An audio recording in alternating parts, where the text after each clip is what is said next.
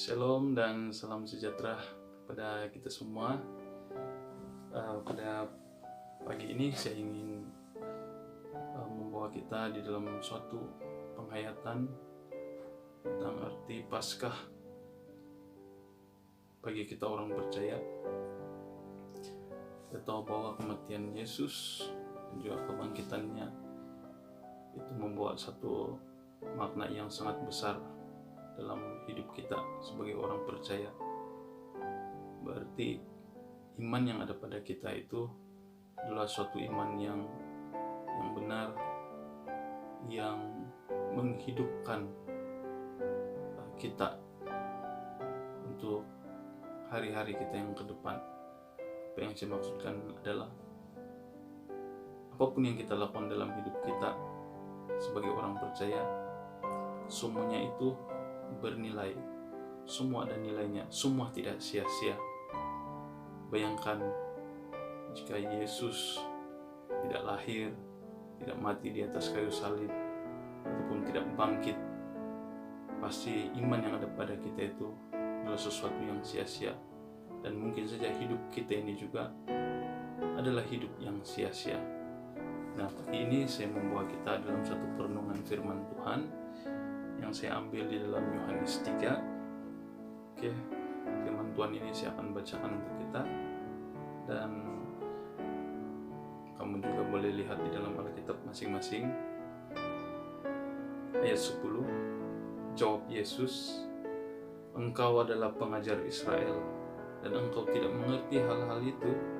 Aku berkata kepadamu, sesungguhnya kami berkata-kata tentang apa yang kami ketahui, dan kami bersaksi tentang apa yang kami lihat, tetapi kamu tidak menerima kesaksian kami. Kamu tidak percaya waktu aku berkata-kata dengan kamu tentang hal-hal duniawi. Bagaimana kamu akan percaya kalau aku berkata-kata dengan kamu tentang hal-hal surgawi? Tidak ada seorang pun yang telah naik ke surga selain daripada Dia yang telah turun dari surga, yaitu Anak Manusia. Dan sama seperti Musa meninggikan ular di padang gurun, demikian juga Anak Manusia harus ditinggikan, supaya setiap orang yang percaya kepadanya beroleh hidup yang kekal. Karena begitu besar kasih Allah akan dunia ini, sehingga Ia telah mengaruniakan Anaknya yang tunggal, supaya setiap orang yang percaya kepadanya tidak binasa, melainkan beroleh hidup yang kekal. Sebab Allah mengutus Anaknya ke dalam dunia bukan untuk menghakimi dunia, melainkan untuk menyelamatkannya oleh Dia. Barang siapa percaya kepadanya, ia tidak akan dihukum. Barang siapa tidak percaya, ia telah berada di bawah hukuman, sebab ia tidak percaya dalam nama Anak Tunggal Allah.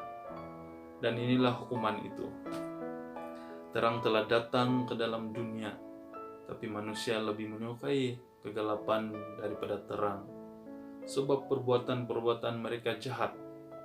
Sebab barang siapa berbuat jahat membenci terang, dan tidak datang kepada terang itu, supaya perbuatan-perbuatannya yang jahat itu tidak nampak. Tetapi barang siapa melakukan yang benar, ia datang kepada terang, supaya menjadi nyata bahwa perbuatan-perbuatannya dilakukan dalam Allah. Perikop ini sebenarnya adalah kisah tentang seorang guru atau pengajar Israel yang bernama Nikodemus sedang berdialog dengan Yesus. Nah, dan ini adalah jawaban Yesus kepada Nikodemus. Karena Nikodemus ada suatu pertanyaan kepada Yesus ketika itu. Bagaimana untuk dia mengerti tentang apa yang telah dikerjakan oleh Yesus? Nah, Yesus mengatakan kepada Nikodemus bahwa Nikodemus perlu lahir kembali. Kenapa dikatakan seperti itu? Karena jawab Yesus seperti ini. Aku berkata kepadamu, dia tujukan kepada Nikodemus, sesungguhnya jika seseorang tidak dilahirkan dari air dan roh, ia tidak dapat masuk ke dalam kerajaan Allah. Apa yang dilahirkan dari daging adalah daging, dan apa yang dilahirkan dari roh adalah roh. Oke. Apa yang dimaksudkan oleh Yesus di sini adalah benar. Daging kita ini dosa. Tetapi ketika kita bertobat atau mengaku bahwa Yesus itu adalah Tuhan dan Juru Selamat kita, Roh Kudus itu akan datang kepada kita. Oke. Dan secara kerohanian kita ini ada sesuatu yang baru datang di dalam hidup kita, dan Roh Kudus itulah yang akan menuntun kita, akan membuatkan kita mengerti tentang sesuatu kebenaran. Nah, dan inilah yang menyebabkan Nikodemus mungkin saja tidak memahami apa yang sedang Yesus ataupun murid-muridnya sedang lakukan, karena dia belum menerima pembaptisan air, dan juga dia belum diperakui oleh Tuhan bahwa dia itu sudah menjadi percaya kepada Tuhan Yesus. Nah, di sini Yesus sedang memberitahu kepada Nikodemus bahwa Nikodemus harus bertobat, dan mengakui bahwa Yesus itu adalah Anak Allah, dan dia adalah Tuhan, dan dia adalah Juru Selamat yang sudah dinubuatkan daripada Perjanjian Lama. Nah, apa yang saya mau kita pelajari di sini adalah beberapa waktu ini saya telah membaca kitab dari Hosea hingga Malayaki. Nah, saya temukan di dalam cerita para nabi-nabi ini dari Hosea hingga ke Malayaki ada persamaan tentang apa yang mereka tuliskan ataupun apa yang Tuhan firmankan kepada mereka, apapun yang mereka telah lihat kejadian pada zaman itu. Nah, di mana orang Israel ketika itu melakukan hal-hal yang jahat, sehingga ada waktunya para imam-imam juga melakukan yang jahat di mata Tuhan, di mana mereka telah mempersembahkan korban yang tidak sempurna kepada Allah ketika di dalam Perjanjian Lama cerita itu, sehingga Allah itu murka kepada mereka, dan Allah juga murka kepada bangsa Israel karena bangsa Israel ketika itu telah memberikan hidup mereka untuk menyembah kepada berhala-berhala dan juga kawin campur ketika itu, yang walhal Allah mau mereka hanya menyembah Allah dan juga harus berkawin dengan bangsa mereka sendiri, karena Allah sendiri mengatakan bahwa ketika mereka berkawin dengan yang di luar orang Israel, mereka itu sudah melanggar perintah Allah ketika itu. Nah, seperti yang kita tahu bahwa apa maksud dosa? Dosa ini adalah suatu hal yang kita lakukan atau perbuatan yang kita lakukan yang bertentangan dengan perintah Allah. Dan itulah yang terjadi kepada Adam dan Hawa ketika mereka makan buah itu, padahal Allah sudah memberitahu kepada mereka, melarang mereka, memberikan mereka perintah supaya tidak melakukan atau makan buah itu. Ketika mereka makan buah itu, mereka sudah melanggar perintah Allah, mereka sudah melakukan dosa.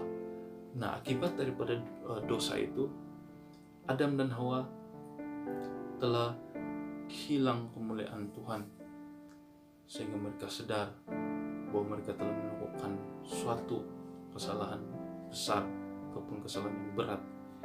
Dan apa yang saya lihat, apa yang Allah lakukan, Allah pada cerita itu kita dapat melihat bahwa betapa Allah mengasihi Adam dan Hawa. Sebenarnya mereka itu dihukum, tapi apa yang terjadi di sanalah korban pertama Allah lakukan bagi mereka, di mana Allah mengorbankan satu binatang untuk membuatkan pakaian bagi Adam dan Hawa. Nah, dan setelah mereka jatuh dalam dosa, itulah kenapa Allah sendiri sudah mengatakan kepada mereka bahwa lelaki itu akan mengeluarkan peluh, akan bekerja dan wanita itu pula akan mengandung dan akan melahirkan anak dan akan mengalami kesakitan. Oke? Dan inilah yang terjadi karena dosa itu, hidup kita manusia, kita telah kehilangan kemuliaan Tuhan. Dan pada akhirnya, singkat cerita, di mana Tuhan telah memilih orang-orang yang dipilihnya untuk menyembah Dia, dan juga telah mengutus nabi-nabi untuk membawa Israel ini untuk menyembah Allah yang satu-satunya. Tapi apa yang terjadi? Semua nabi-nabi tidak berjaya untuk membawa mereka menyembah kepada Allah yang satu. Oke? Dan setelah kita membaca, sehinggalah di dalam kitab Maleakhi kita ketahui bahwa di dalam manusia itu tidak ada kebenaran, tidak ada yang sempurna. Persembahan bagaimana, macam mana pun yang mereka lakukan itu tidak pun dapat menyelamatkan mereka. Nah, setelah itu apa yang terjadi? Seperti yang telah dinubuatkan dalam Perjanjian Lama, di dalam Yesaya, di dalam Daniel, Hosea sampai Maleakhi, di sana ada firman Tuhan yang mengatakan bahwa suatu ketika nanti akan adanya penyelamat, Raja Damai yang akan datang. Dan dalam Perjanjian Baru kita tahu bahwa yang lahir itu yang dikenal sebagai Immanuel, itu Allah menyertai kita. Yang kita kenal juga dalam nama Tuhan Yesus. Dialah yang telah diutus ke dunia ini, dan Dialah Allah sendiri, dan Dialah yang telah mati di atas kayu salib untuk kita karena kasih-Nya, dan Dia adalah korban yang paling sempurna yang juga dianggap sebagai domba Allah. Yesus adalah domba Allah. Itu satu korban yang sangat sempurna. Nah, dan kematiannya Dia atas kayu salib juga telah menyatakan suatu hal yang besar dalam kita.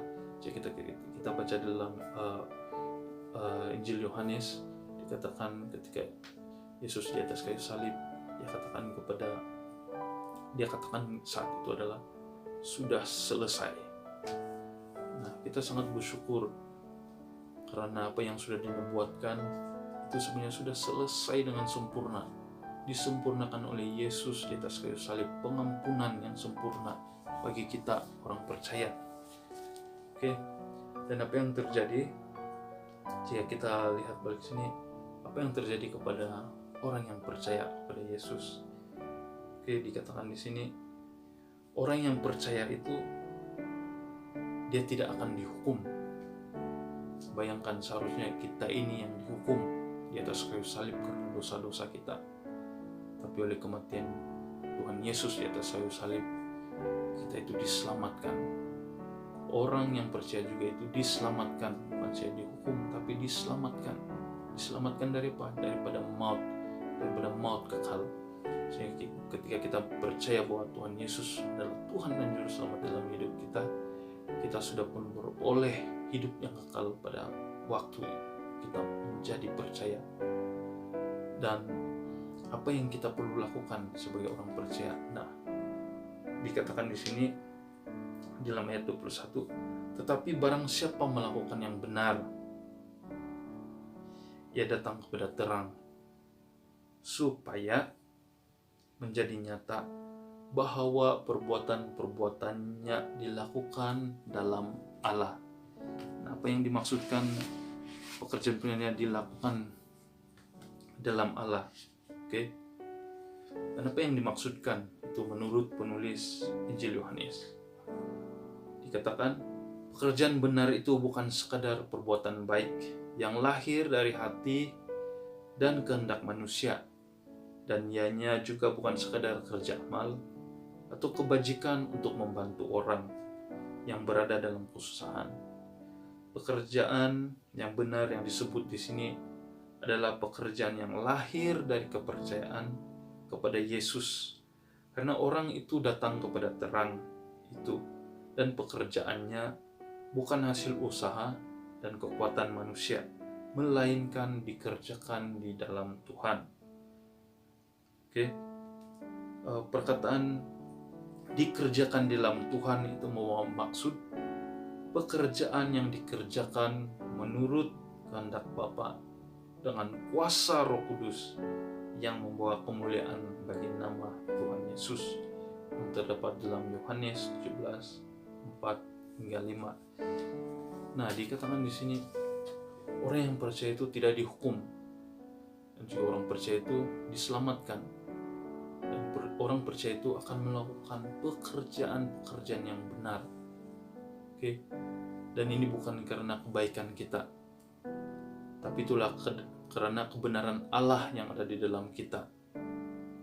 Ingatlah bahwa pengorbanan Tuhan Yesus di atas kayu salib, kebangkitannya juga, itu menunjukkan bahwa iman yang ada dalam hidup kita itu adalah suatu iman yang benar, iman yang penuh pengharapan, yang membawa kehidupan yang kekal, yang membawa kita diselamatkan. Oke. Jadi di sini apa yang saya mau dorong kepada kita, anak-anak Tuhan, jangan pernah lepaskan iman yang ada padamu. Peganglah iman itu, karena iman yang benar itulah yang akan menyelamatkan kita. Karena iman yang benar itu yang akan membuatkan setiap pekerjaan yang kita lakukan itu ada nilainya, dan pastinya Tuhan Yesus akan memperhitungkan segala sesuatu itu dalam kehidupan kita. Oleh itu, anak-anak Tuhan yang dikasihi oleh Tuhan Yesus, sekali lagi saya ingatkan, Tuhan Yesus mengasihi kita, dan buktinya adalah kelahirannya, kematiannya, dan kebangkitannya. Dia akan datang ke dunia pada kedua kalinya nanti dan membawa kita bersama-sama di dalam kerajaan-Nya. Oleh itu, hari ini saya akan mengakhiri perkongsian saya pada pagi ini. Saya akan membawa kita dalam doa. Tuhan Yesus, kami sangat bersyukur dengan firman Tuhan yang kami dengar sebentar tadi, yang pasti itu menguatkan iman kami terus tetap percaya kepada Engkau Tuhan, karena hanya di dalam Engkau Tuhan Yesus ada pengharapan. Dan bagi orang percaya di Tuhan, saya berdoa juga terus berkati yang mereka mendengar, dan biar iman mereka juga Tuhan terus diteguhkan, dikuatkan melalui pendengaran akan firman sebentar tadi. Seperti juga yang terdapat dalam Ibrani, bahwa iman timbul daripada pendengaran akan firman-Mu. Percaya Tuhan, kematian Engkau, kebangkitan Engkau itu menyatakan bahwa iman yang kami percaya, iman yang ada pada kami itu ya Tuhan, itulah suatu iman yang menyelamatkan kami, suatu iman yang membuatkan kami tidak dihukum. Dan yang pasti ya Tuhan, iman yang pada suatu hari nanti itu Tuhan akan membawa kami masuk dalam kerajaan Engkau ya Tuhan. Kami sangat bersyukur untuk hal itu ya Tuhan. Lupa Tuhan, saya berdoa bagi anak-anak-Mu yang sudah mendengar firman ini, biarlah mereka terus dikuatkan, diteguhkan ya Tuhan.